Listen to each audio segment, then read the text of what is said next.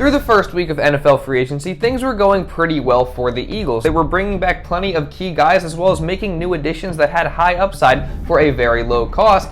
And the Eagles were really making the best of the hand that they were dealt, as they had a ton of guys set to hit the open market, and a lot of people didn't expect them to be able to retain a lot of talent. But they were able to weather the storm pretty well. But through all their success, there was still a dark cloud that hung over them as free agency progresses. There was one key defensive player from the Eagles Super Bowl run last season that was still unsigned, and as the days went on, all Eagles fans were waiting to hear was good news that he would be returning for the 2023 NFL season. And yesterday, we just got some pretty awful news regarding that. And with this news, a huge problem has been created for the Philadelphia Eagles that they must find a way to fix. And we're going to talk all about that in this video today. But before we do that, make sure you go down and subscribe to this channel for more consistent Philadelphia Eagles coverage coming throughout this entire offseason. You're not going to want to miss any of it, so make sure you subscribe and turn on notifications, and leave a like on this video if you do enjoy. And now with that being said, let's get into the video. All things considered, the Eagles offseason was going great. Sure, they lost some of their key guys in free agency to other teams that were able to pay more than they were, but I think everyone knew that was going to happen. And what the Eagles did do that a lot of people didn't expect was bring back some of their bigger name free agents, like a James Bradberry, who the Eagles surprisingly were able to sign to a 3-year deal worth $38 million.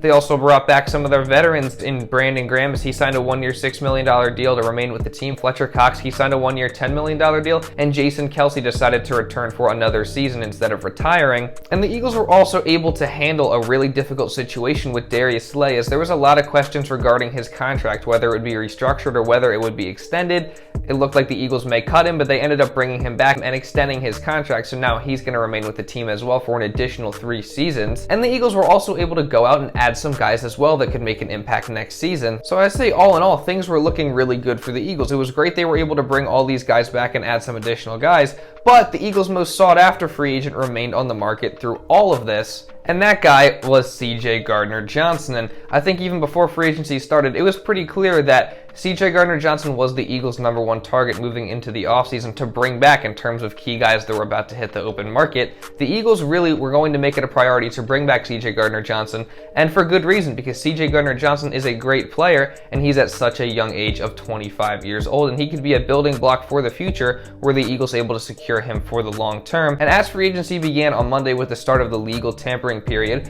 reports confirming that very notion began to surface, as there was multiple things that came out saying the Eagles were really pushing hard to try to bring back CJ Gardner-Johnson. They wanted to get him wrapped up under a long-term deal. So it was very clear that this was a priority for the Eagles to get done early, but this situation did not come to a conclusion fast. In fact, it played out for what seemed like forever. It played out for about a week, and the entire situation was drama-filled. And he was just really playing a lot of games on social media throughout this entire process, tweeting a whole bunch of things, deleting it. I think he might have the highest amount of deleted tweets of any NFL player out there. And then at a certain time, CJ Gardner-Johnson was changing his profile pictures from stuff from him in Eagles gear to a black screen and deleting all his tweets regarding NFL free agency. He archived his Eagles photos on Instagram and then unarchived them. You know, through all this, there was plenty of reports still coming out saying that the Eagles were trying to get a deal done and still making a strong push to retain CJ Gardner-Johnson. But I think the main thing that occurred throughout the course of this week that gave Eagles fans hope was his deleted tweet that said "the disrespect real," which basically was alluding to the fact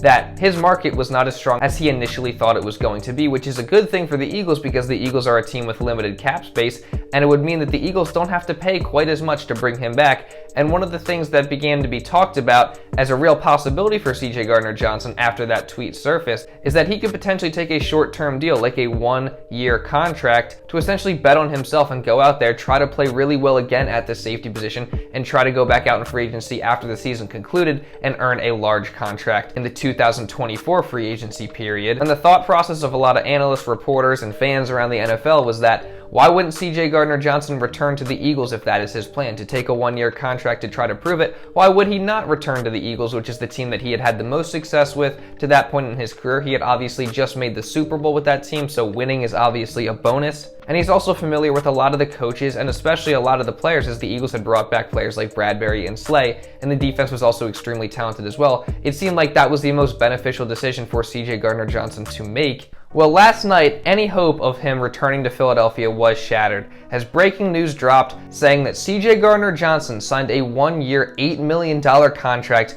with the Detroit Lions. And I think this news was really shocking to a lot of people when it first came out. I was definitely shocked by it. I was live when it happened, and I just couldn't believe it. Lions, he's a lion. He's going, all right, bro, stop. No, they didn't. Are you serious? Are you serious right now? Bro, what?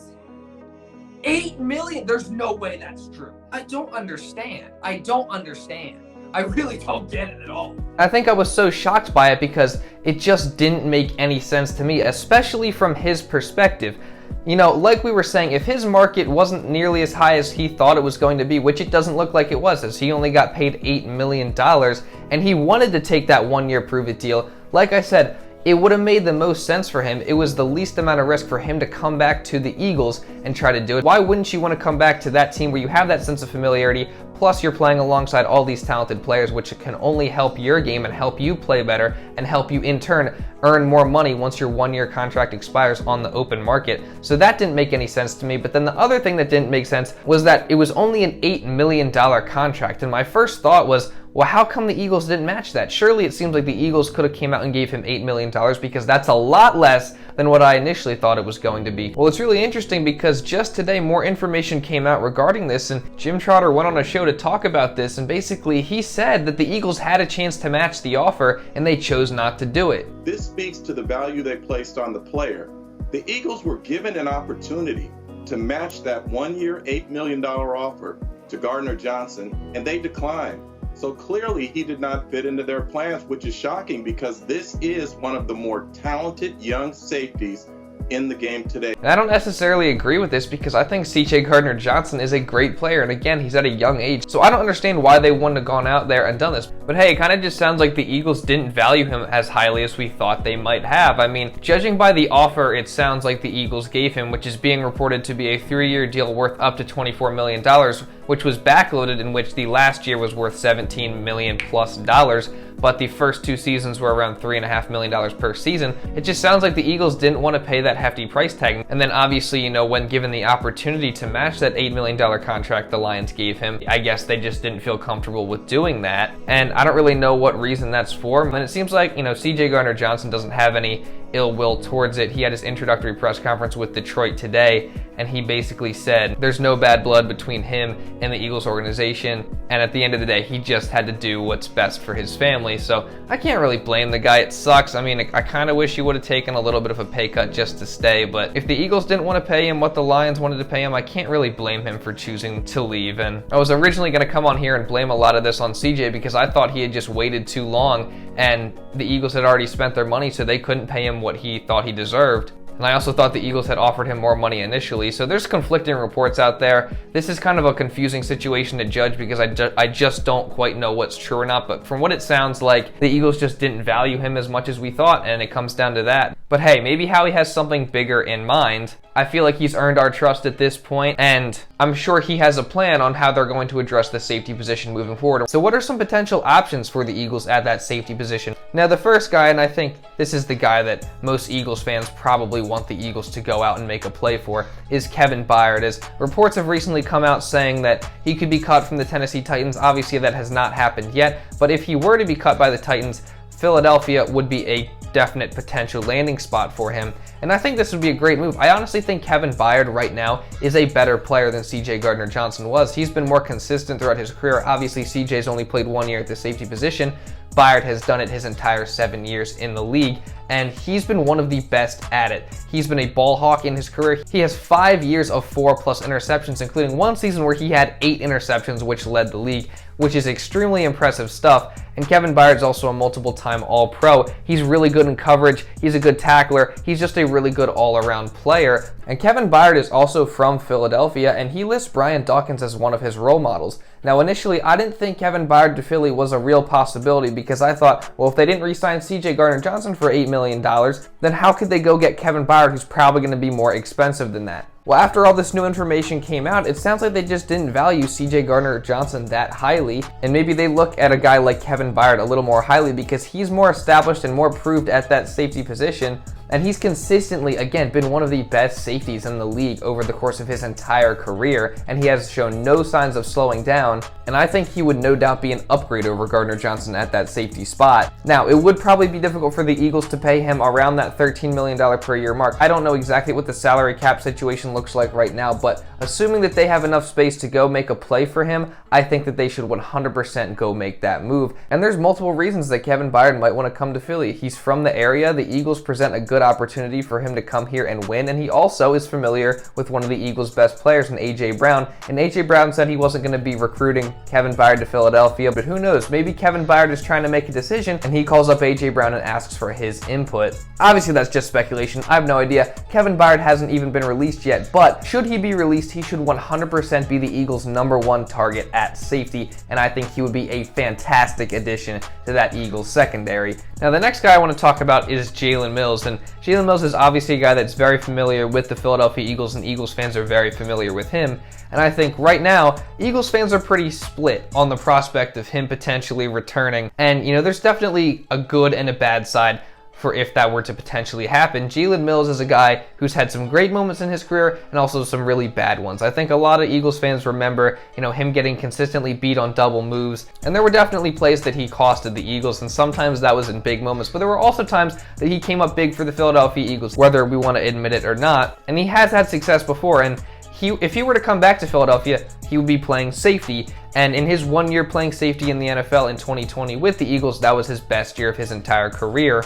And I honestly think he's just better suited to play that position. And if he were to make a return to the Eagles, he'd be playing on a defense that I think has a lot more talent than those earlier Eagles defenses that he played on, at least in the secondary, had. It's obviously going to elevate his level of play, and I also think that in a different defensive system, obviously he was under defensive coordinator Jim Schwartz in his time in Philadelphia. Now obviously Sean Desai is the defensive coordinator, and his defensive scheme is going to look a bit different from Jim Schwartz, so who's to say that Jalen Mills couldn't come into a Sean Desai scheme and have a lot more success than he did under Jim Schwartz? We don't know that. Jalen Mills is also a guy that brings a lot of energy. He plays really hard. He's got the physical tools. So there are definitely positives to a potential return, but then again, there are the negatives. Jalen Mills obviously has his deficiencies. We've seen them here in Philadelphia before. He's not an elite player by any means, and it's definitely a large drop-off from CJ Gardner-Johnson to Jalen Mills, so there's obviously that bad side as well, but it does seem like Jalen Mills, if the Eagles were to be interested in it, would be very open to return to Philadelphia. Just last night, after CJ Gardner-Johnson signed with the Detroit Lions, Jalen Mills put out a tweet of the emoji where he's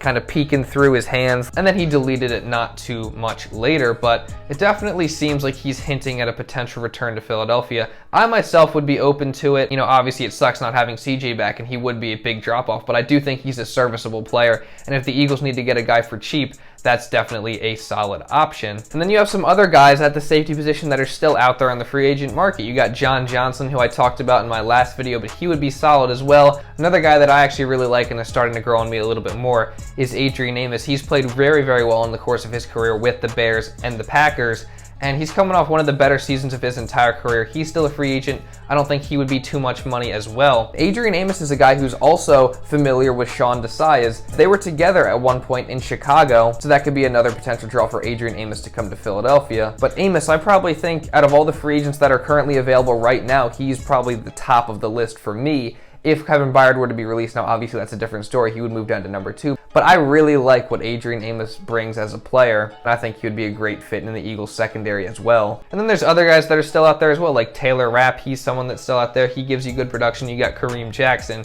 you got Terrell Edmunds, there's some other guys as well. But there's plenty of options that the Eagles could turn to in free agency at that safety position. And then obviously the NFL draft is coming up in April. Could we see the Eagles try to address their need at safety there? Obviously we don't know. The Eagles haven't taken a safety in the first round for a long, long time, but if they were to, Brian Branch is a guy that I think a lot of Eagles fans would be excited to have. And he's definitely one of the better prospects in this draft. He's the best safety prospect in this draft, for sure. He played for Alabama, so obviously that's a good sign. Howie Roseman has had good success drafting SEC players over the last couple seasons. And Brian Branch is a versatile guy. He's kind of like CJ Gardner-Johnson, where he's able to play in the slot at cornerback and also at safety. He's had a lot of success doing that in college, and I'm sure that'll be able to translate to the NFL as well. He's also very fast. He's a quick guy. He's good in coverage. He's also a good run defender. He's a great tackler, which one of CJ Gardner-Johnson's weaknesses, honestly, in my opinion, was he tried to hit people really hard all the time, but he didn't always wrap up the tackle. Brian Branch is able to do just that. And also, in addition to that, he's also a hard hitter as well, just like CJ Gardner-Johnson was. The difference is Branch is a little bit better of a tackler. Now, obviously, he might not be able to come out here and give you the same production as CJ in his first season in the league, but I think it would definitely be a good option. And I think this could be ideal if there's no other super glaring need on the Eagles roster that they want to address, and Brian Branch is the best guy that they think they can go out there and get. I think this would be a great option, especially since, again, he'd be on a rookie contract, which obviously is pretty cheap, and they wouldn't have to pay him too much money for his first few years in the league, and he could be a building block of that Eagles defense for the future. The only question is, would Howie Roseman want to do that in round one? Because they haven't taken a safety, like I said, in a long time that early. So it'd be interesting to see how that plays out. So obviously there's a lot of different directions the Eagles could go to fill that safety position. The sky is not falling. It is not over for the Eagles moving forward. They still have had a pretty successful offseason. They brought back a bunch of other players. They added other guys with high upside at a low cost. And as long as they're able to fill this position of need and draft well, the Eagles are set up and looking good moving into the future, even with this tough loss of CJ Gardner-Johnson going to the Lions. Now we just have to move on, bounce back from it, and come back better than ever. But yeah, that's pretty much all I got for this video, guys. And I know it may have been a little bit all over the place as well, so I appreciate you guys for sticking with me. If you did enjoy the video, make sure you drop a like and subscribe to the channel for more Eagles content. If you want to watch another Eagles video, you can go watch this right here. And yeah, with that being said, that's pretty much all I got for this one, guys. So thank y'all so much for watching, and I'll see you in the next video.